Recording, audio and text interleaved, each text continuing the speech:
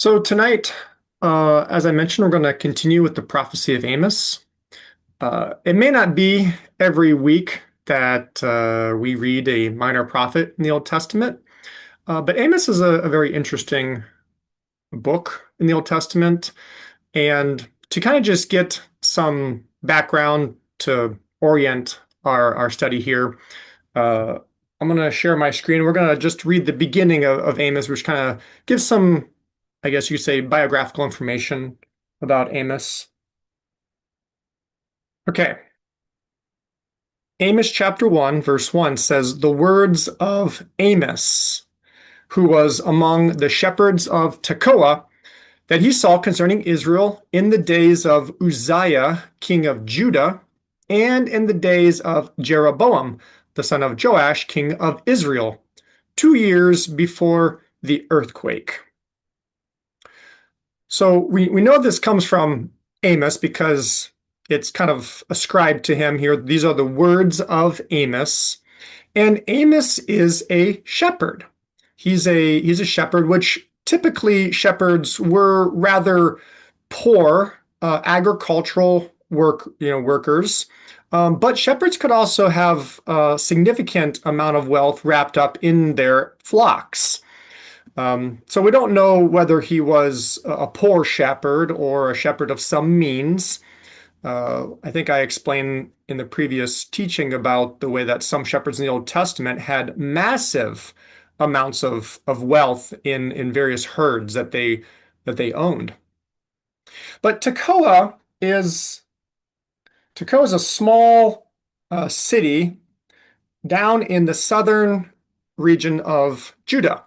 Now, the time period here with King Uzziah in Judah, we're talking about somewhere in the early to mid 8th century BC. And Tekoa is actually somewhere. Actually, let me see if I can pull up. Maybe I can actually draw on this thing here. So let's zoom in here. Okay, so down here, if you guys, this is Bethlehem, and here's the capital, Jerusalem. Tekoa is somewhere. Scholars and archaeologists don't really know exactly where it is, but it's somewhere down here. Let me see if I can write. It's somewhere down there below Bethlehem, about 10, 12 miles. That's the most likely site that has been proposed for the ancient city of Tekoa. And so this is where Amos is from. But as we read about in chapter 1, he actually is prophesying about things concerning Israel in the days of Uzziah, king of Judah, and in Jeroboam, who was the king in Israel in the northern kingdom. Now, Israel has divided at this time, which is called the divided monarchy. This is where there are 10 tribes of Israel that form the northern kingdom called Israel.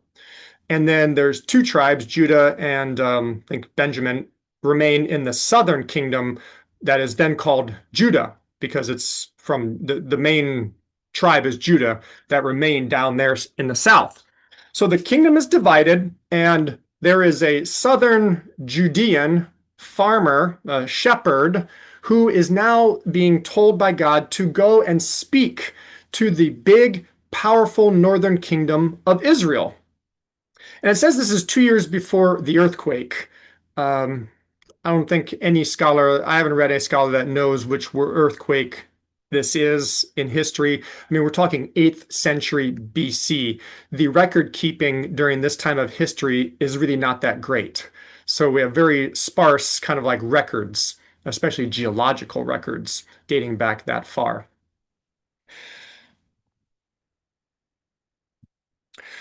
So coming from the southern kingdom,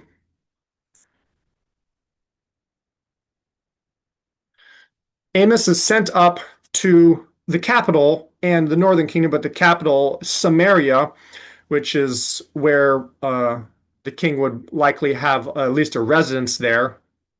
And he's sent up there to prophesy against them. And he in the first chapter, as we go through, he lists out and just kind of goes through and sort of like lays out an indictment against all the tribes and people of the northern kingdom of Israel. And he even includes references to the southern kingdom as well in that list. So we're going to pick up in Amos chapter 3, sort of after he listed off, sort of including an indictment of all the people of Israel in total, including the southern kingdom, essentially. In Amos chapter 3, it starts off by saying, "Hear this word that Yahweh has spoken against you, O children of Israel, against the whole family." Now that's important because it's not just the 10 tribes in the north, even though that's primarily who Amos is speaking to. This actually is about all Israelites in general. And it's a word that's being spoken against. So we know right off the bat this is going to be some type of pronouncement of judgment. Whenever you speak against somebody, you're saying something kind of like to attack them or to critique them. And here, this is going to be definitely a critique and an attack and a threat and a warning, all kind of wrapped up into one. What Amos does is he refers back to one of the greatest incidents in the history of Israel, and that is the deliverance from slavery in Egypt. So he's referring here to the people that God brought up out of the land of Egypt. And so then this is what Yahweh says: "You only have I chosen." Now, God chose Israel to be a special people to him, to be in a special relationship with him. And that relationship is formed at Sinai when he makes a covenant with the people of Israel, and Israel makes a covenant with him.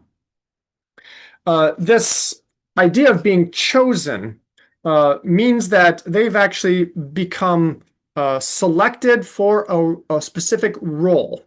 So being chosen comes with this idea of fulfilling a role. And we'll see as we go through that part of actually most of what Amos is going to be saying to Israel is, you have failed at your role. And because he chose them and they're God's people, he says that therefore I will punish you. I will punish you for all of your sins. Now, if God's talking about maybe the other pagan nations, you'd be like, yeah, punish them. They don't believe in you. They don't worship you, but we do. But he's talking here about his people. He's saying, because I chose you, Israel, therefore, because you're chosen, you are going to get punished.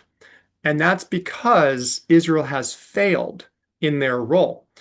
And we see this kind of in the New Testament in some places where, it says God chastises or disciplines those he loves. Well, that's a big theme here with the prophet Amos and a lot of the prophets in the Old Testament is God sends prophets to his people, trying to get them to listen to him and to guide them because they've gone astray, they've gone off the path. So what Amos is going to do is he's going to list out a series of, I have 7 questions I think he does here. And they're all like kind of rhetorical. So he says, do two walk together unless they have agreed? Now, I'm going to try to sort of bring out a little bit of the allusions and some of the idioms and other figures here in this kind of highly poetic section. The prophets of the Old Testament wrote very figurative a lot of times, using all kinds of imagery and certain expressions to convey things. in a very poetic fashion, so that it's more vivid, it's more graphic, and it invites sort of like the imagination rather than just kind of saying things real bland and straight. So that's some of the power of Hebrew poetry and poetry in general.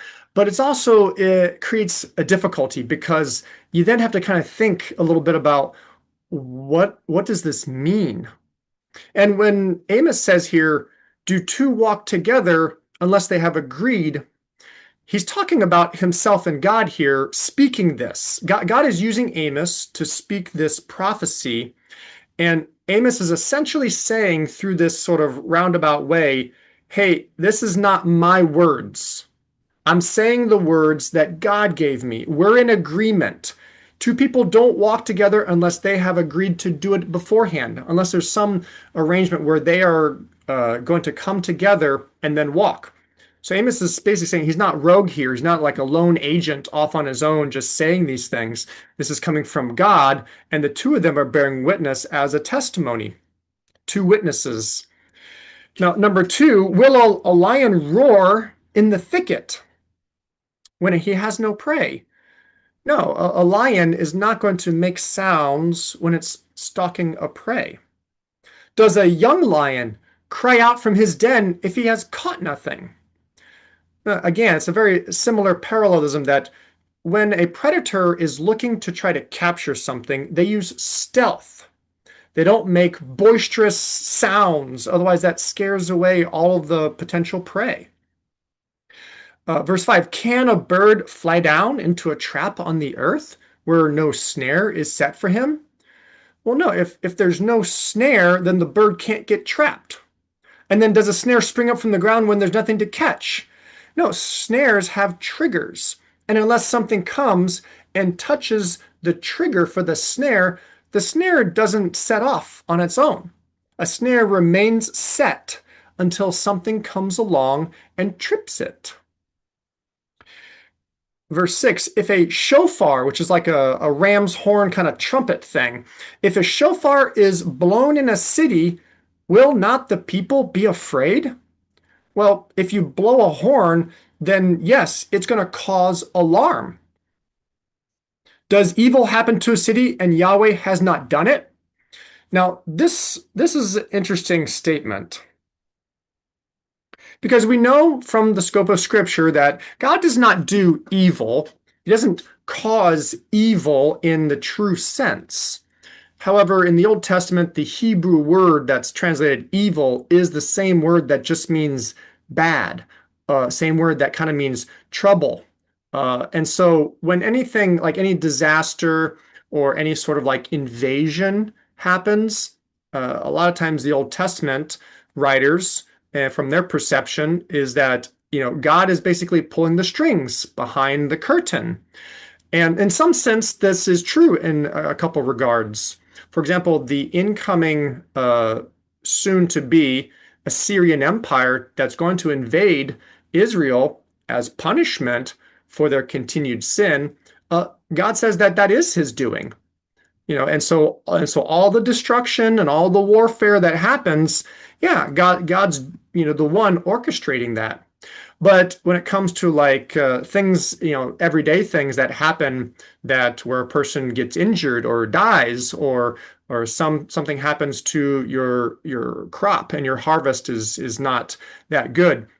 These things sometimes are just matters of environmental factors and are not like brought on by God himself and direct intervention.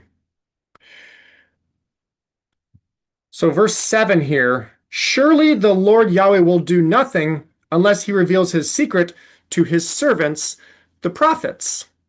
And this is just Amos basically saying, I'm coming ahead, and I'm sounding the warning here because Yahweh doesn't do anything ahead of making an announcement. Basically, he's patient and he sends the prophets to try to get people like Israel to return to him, to repent of their evil ways and to come back to righteousness and come back to rightful worship. And so Amos is saying that Yahweh, God, doesn't just act capriciously. He is methodical and he sends messengers to reveal secrets, information, words from God to people before he decides to act. And we see this throughout the entire story of the Old Testament, where God sends prophets to try to get people to change their ways before he then passes judgment and actually does something in punishment for wrongdoing. Now, in verse 8, it says, "The lion has roared. Who will not fear?" Well, when a lion roars, it definitely causes people to tremble. A lion roaring is a fearful thing. But the parallelism here in the Hebrew is that the Lord Yahweh has spoken, who can but prophesy? As like a sort of like a corollary, when a lion roars, people tremble.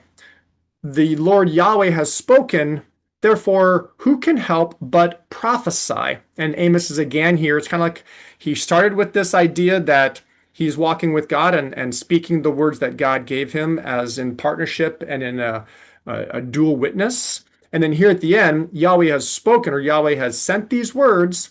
Who can help but speak them or prophesy them? So Amos is sort of framing this in the context of he's bringing a message from God. Who can stop it?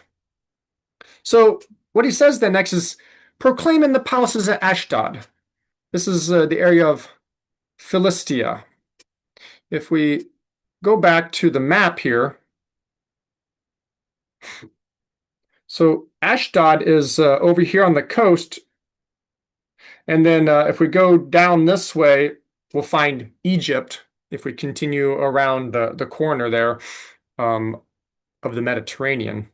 So he's saying, go to the palaces in Ashdod, and then and in the places, or sorry, in the palaces in the land of Egypt, and say. So what Amos is saying is go and go to the foreign countries like Philistia or Egypt, and go into their palaces and tell them this: assemble yourselves on the mountains of Samaria. This is the capital of northern Israel, which we looked at up here.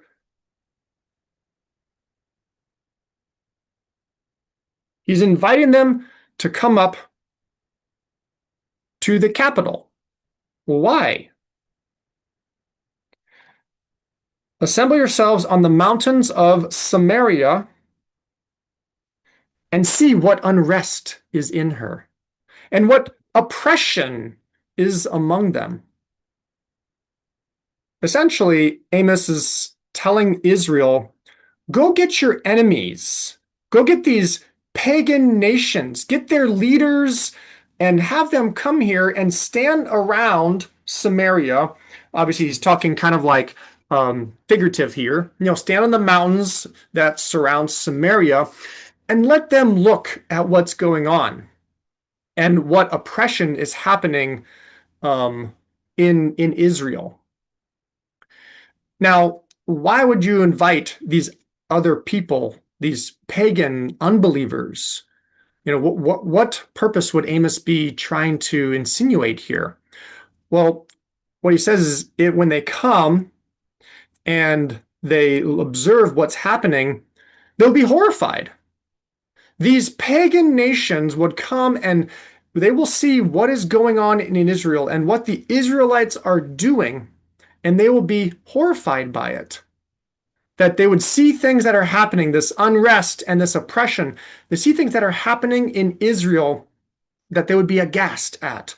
Now, it's kind of rhetorical because some of the things that are going on in Egypt and definitely that were going on in Philistia are like terrible. They're horrifying to the people in Israel. Things like child sacrifice down in Philistia. So it's not that these nations are somehow righteous and things like that. It's a rhetorical sort of like strategy to say, hey, bring in your enemies and they will look and they won't be able to believe what you're doing. It's sort of like a way to elevate the severity of what Israel is involved in. Indeed, he says, they do not know how to do what is right. Now, he's referring to the people in Samaria.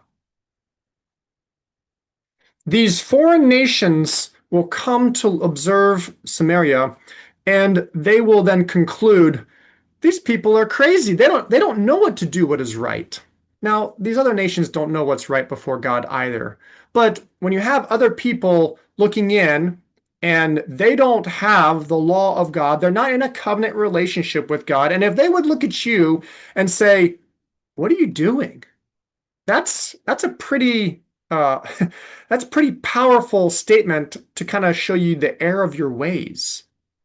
So that's what Amos is setting up here. He's saying up what you're doing is so bad that everybody else will laugh at you for not knowing that you're doing so wrong. And you are hoarding up violence and robbery in their palaces. Now, Amos is going to target a certain aspect of the Israelite culture. He's going to target the upper class. And that's why he uses this term about the palaces. The ones who are doing the robbery and violence, they live in palaces. So these are wealthy people. You could say they're like of the ruling class, gentry maybe, the nobility.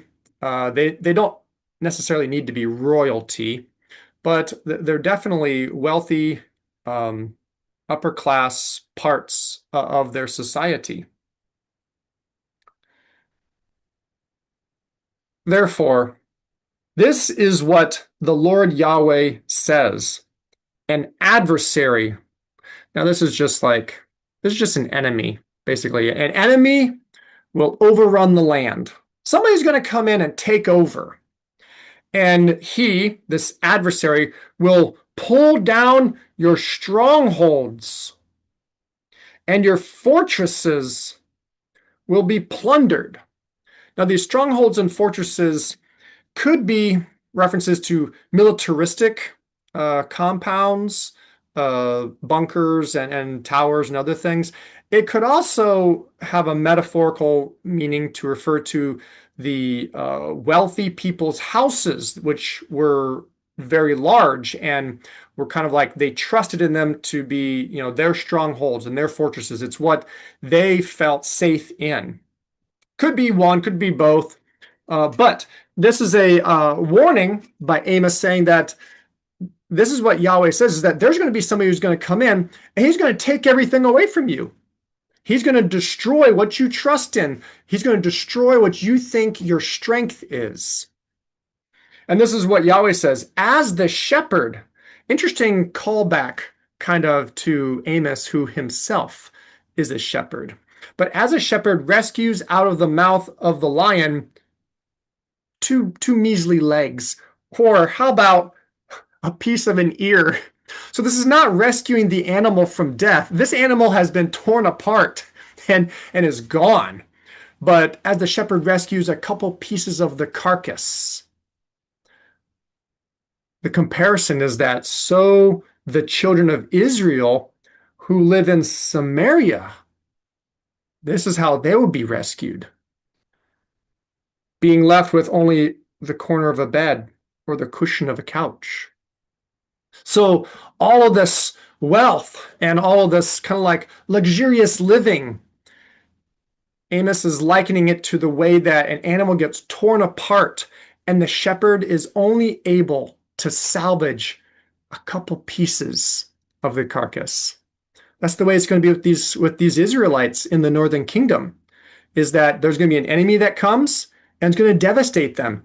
And it's going to be like the shepherd just finding a couple pieces of them left. They have a little corner of a bed or a small cushion from a couch. That's all that's it. That's all that's left of their grandeur. Listen and testify against the house of Jacob. It's just another name for Israel, house of Jacob. Says the Lord Yahweh, the God of armies.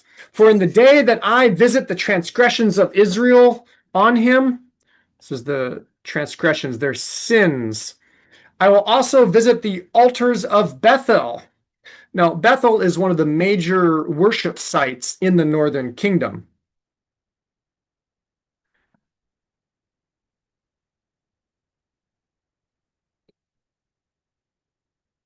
Oops. It's down here toward the south. This is Bethel right here. Now, this is one of the major sites. Also, there's going to be a mention of another one, Gilgal. Um, we'll read that. It's down below. But here it's visit the altars of Bethel. This is where the northern Israelites would come and would offer their sacrifices in worship. They would not go down to Jerusalem to the temple because they would not come to the southern kingdom. They've completely seceded from them, and therefore they worship God up in the north, in places like Bethel and Gilgal and others, and up in the area of Dan in the north. And the horns of the altar will be cut off and fall to the ground. The horns of the altar will be cut off and fall to the ground. Now, an altar, a lot of times would have like these corners. It would have these kind of like rounded tips on the corners. These would be what they call the horns of the altar. Let's see if I can. Uh, I'm not an artist, guys. But there you go. These are the horns of the altar, and what they're used for. At least one of the purposes of them was that if somebody did a crime and were accused of a crime, they could run to the altar and grab onto one of these horns on the altar, and this would be indicative of that they were seeking asylum and that they would be kind of safe there until they'd be able to have a fair trial and be able to be heard for their accusation. Now, there are a couple exceptions to this in the Old Testament where certain people are told to just be taken away from the altar and put to death uh, based upon what they've done. But what Amos is saying here is that when he comes to the place of worship, that there's going to be no place safe for Israel to run. When he visits the transgressions, meaning when he brings judgment, this whole statement here is when he brings judgment. When God visits sin or the iniquities or transgressions, that means he comes to judge them for that. And so when he comes to bring judgment and he visits the altars where worship is supposed to be done, he's saying there's going to be no safe place to go. You can't run and hug the altar, the horn on the altar, because it's going to be cut off and fall to the ground. There's going to be no place to hide. And he said, I will strike the winter house and the summer house, and the houses filled with ivory will perish, and the great houses will come to an end, says Yahweh. This sort of like fourfold description really does kind of paint the picture of the affluence involved here in the northern kingdom. That these people will have houses for when it's hot and when it's cold, and they'll have houses that are ornate and decorated with ivory, and they'll be large and very spacious, great houses. That all these things will disappear. They will be destroyed. There will be no more summer and winter house, and the houses that have all this lavish ivory that would be like panels on the wall that have like carvings in them, or sometimes furniture would have ivory settings. Everything is going to be destroyed, says Yahweh. So this is basically the beginning of the indictment here. This is what God says he's going to do. So this is sort of like the prophecy of judgment. And it's going to run through the next 3 chapters, I believe. So as we go through this in chapter 4, and then perhaps the next part 3, we're going to continue to see what the prophecy of judgment is about. So let's get to chapter 4 here. And Amos says, listen to this word, you cows of Bashan. That's an interesting phrase there. Cows of Bashan.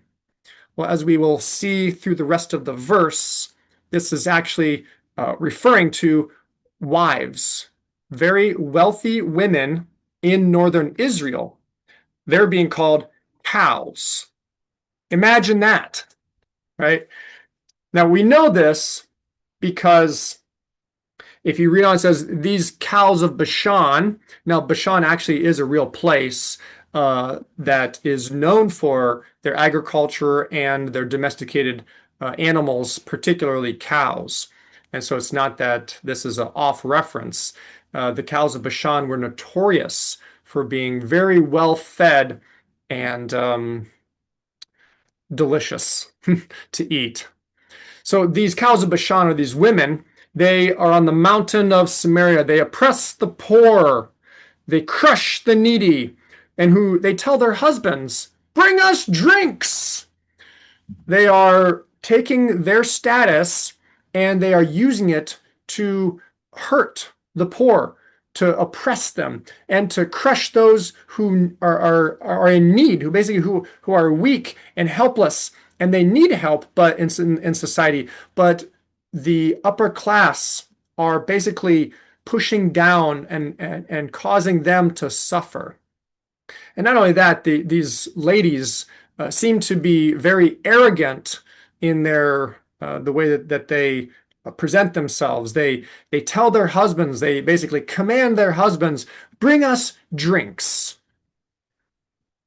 So this is one of the main places where we know that at least Amos in this part of the prophecy is really talking about the wealthy, those who have wealth and who have power and status in society.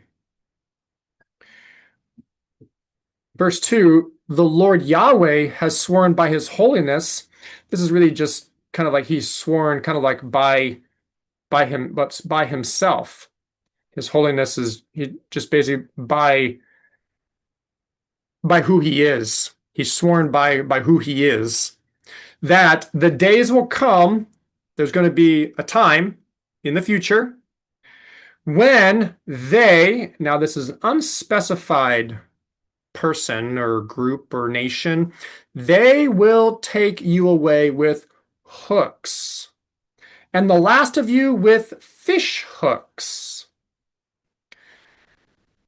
So why are they going to be taken away with hooks or like with fish hooks? Well, there's kind of a graphic picture here of sort of like animals being hung up for slaughter, or a fisherman coming in with the catch of the day on a rod, and they're hanging by hooks. This is sort of like a way to describe that they're going to be brutally and just utterly humiliated as they are taken away.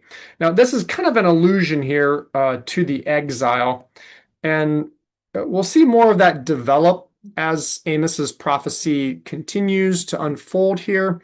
But that's essentially what is being alluded to ultimately, is that these wealthy individuals are going to get what's coming to them. But it's not only them, though. It's actually the whole northern kingdom. The wealthy and the poor alike are all going to suffer due to this, kind of like the way the nation works is if the nation does what is right, they're blessed. And if a nation doesn't do what is right, then they suffer and are punished. It's sort of like a corporate thing. You will go out through the breaks in the wall. So this imagery here is of somehow a enemy force from outside will come and will break down, or will kind of like break through the city walls. And you will go out. This is a reference to being captured. You will be captured and you will go out of the city wall through the breaks that the enemy has created when they came in to invade you. And not only that, but each of you will go out through the gap, or will go through the gap straight ahead of her. Now it's ahead of her because these are referring to these wealthy women. And what this is talking about is that when they get captured, when northern Israel gets captured, particularly the city of Samaria, with its has a very famous defense wall around it. John and I, and maybe many of you have seen it. We've gone there to visit Samaria, ancient Samaria in Israel. And there's going to be so many breaks in the wall, so many gaps in the wall that when they get captured and are led out in captivity, that they don't have to go somewhere besides just walking straight out through the wall. There's going to be so many breaks and so many gaps that everybody will be led out straight through the gap right in front of them. This is sort of like the describing the kind of the totality of how they're going to be completely devastated when they get conquered. And last it says, Amos says, you will be thrown out toward Harmon, says Yahweh. Scholars don't really know what this word is. I don't know what this Hebrew word is or what the reference is. This is sort of an unknown reference. There's no known city or place or mountain, or there's no known geographical place called Harmon. So we're not sure what this really means. Scholars don't really know, but it's got to be bad. whatever it is, it's got to be bad. So they're going to get thrown out toward this place called Harmon, and well, you don't want to. You don't want to get thrown out toward Harmon. So then, in a little bit of irony, Amos turns and he tells Israel, "Oh, go to Bethel. Go to where you worship. Go to Bethel and go to Gilgal. And sin even more." Obviously, he's not really encouraging them to sin. He's basically saying, when you go and you worship Yahweh, you're basically worshiping wrong and you are sinning. So when you go to your worship sites, you're going to sin. Why don't you go then just keep sinning? As sort of like a reverse psychology where it's like, you need to stop what you're doing at these worship sites, Bethel and Gilgal. So he continues his irony. He's like, well, bring your sacrifices every morning and your tithes every 3 days, like clockwork. Do exactly everything that you're supposed to be doing according to like the law. Offer a sacrifice of thanksgiving of that which is leavened, and publicly proclaim your free will offerings. And not only just proclaim them, you should brag about them as well. For this is what you love to do. This is what you love to do. Now we see the irony. Now we see that he's basically making fun of them.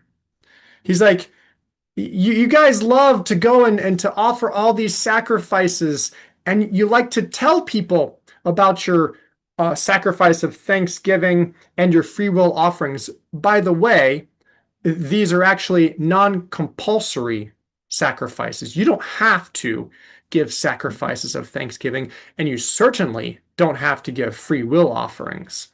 In the Old Testament, in Leviticus, you can read about these. These are just provisions that God offered for those who wanted to go above and beyond the necessary sacrifices as aspects of praise and devotion to God. But what Israel loves to do, and it ends up becoming a problem both in the north and in the south, is people love offering sacrifices and being recognized for it, especially when it like makes them look really good.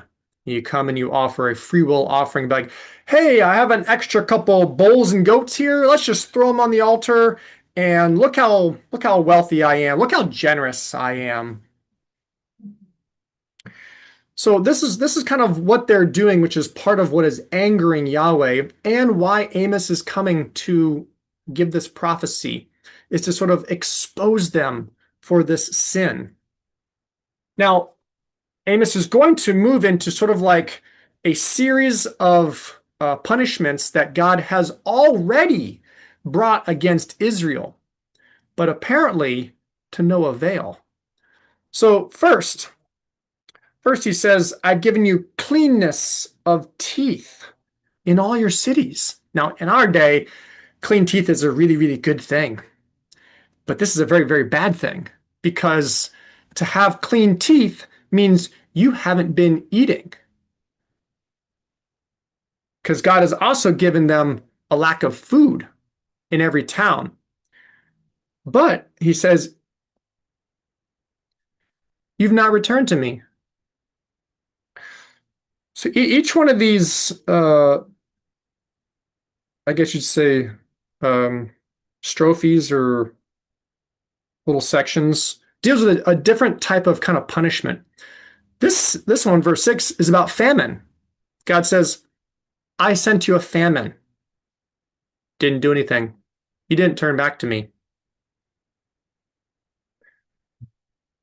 I also had withheld the rain from you when there were yet 3 months to harvest. 3 months to the harvest. That is like the most critical time in the agricultural calendar for rain.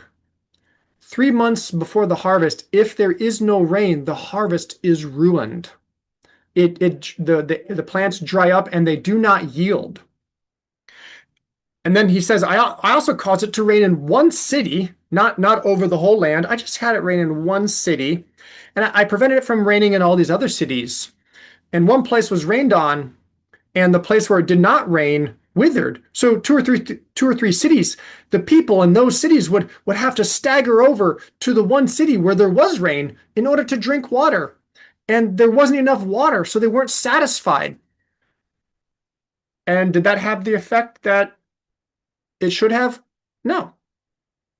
Even though that all this happened, you still, Yahweh says, you have not returned to me. So essentially what he's done is he's brought a drought. No effect. I struck you with blight and mildew many times in your gardens and in your vineyards and your fig trees and your olive trees. The swarming locust has devoured. So he sent blight and mildew, basically plant diseases, in your gardens and in your vineyards. So the fruits and the vegetables, particularly like the grapes. So they're like no wine, which is a huge staple in the Israelite culture. And the fig trees and your olive trees, these swarming locusts, these insects have come and have basically eaten all the good stuff, all the buds and all the little developing fruits. So you have no figs, you have no olives, therefore no olive oil, which is really important in cooking and essentially any food preparation in their culture. And did that really get their attention? No, not really. You have not returned to me. Okay, let's step it up. I sent plagues among you, like I did to Egypt. Plagues. And I have slain your young men with the sword, and have carried away your horses. And I filled your nostrils with the stench of your camp. Could say of death in your camp.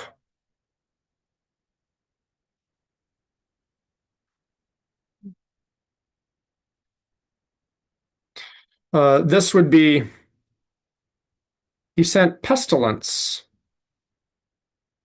and he sent war, and he sent defeat. Uh, and military loss, and he sent the utter stench of rotting corpses.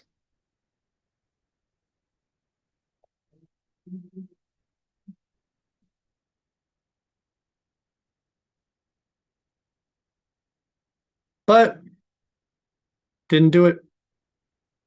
You have not returned to me.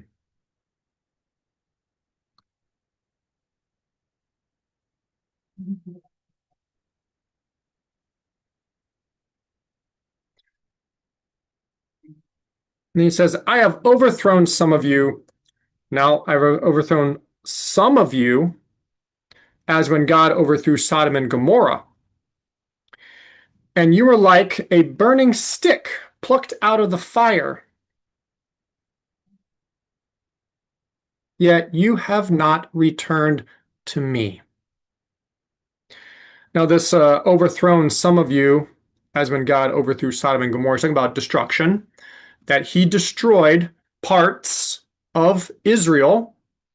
And when it says that you were like a burning stick plucked out of the fire, basically saying, I sent destruction to you, like Sodom and Gomorrah as it was destroyed, but I pulled you out of the fire like a burning stick.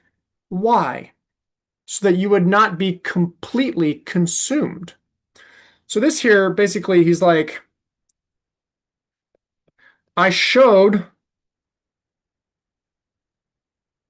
mercy.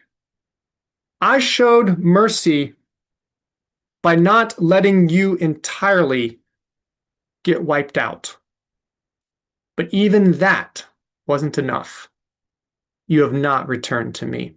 That's what Yahweh's trying to do with Amos here, is trying to get Israel to turn back to him. Now, they do offer all these sacrifices and everything, but as David talks about, there are people who honor me, with their lips, but their hearts are far from me. And that's exactly what the problem is here with Israel. Everything was external. But not only that, they were doing actual sinful things. But in their worship of Yahweh, it wasn't even true worship, wasn't true devotion. They were doing it because they wanted to look good. They wanted to brag about all the sacrifices they were giving. But the people who had power and influence were using that ability to harm others, which is completely unrighteous. So this is what, therefore, Israel, so he's kind of speaking mainly to the northern kingdom here. Israel, that is what I will do to you. And since I will do that to you, prepare to meet your God, O Israel. This is kind of where we get one of those famous phrases that are still around in English, where you kind of like threaten somebody in a figurative way to say, prepare to meet your maker.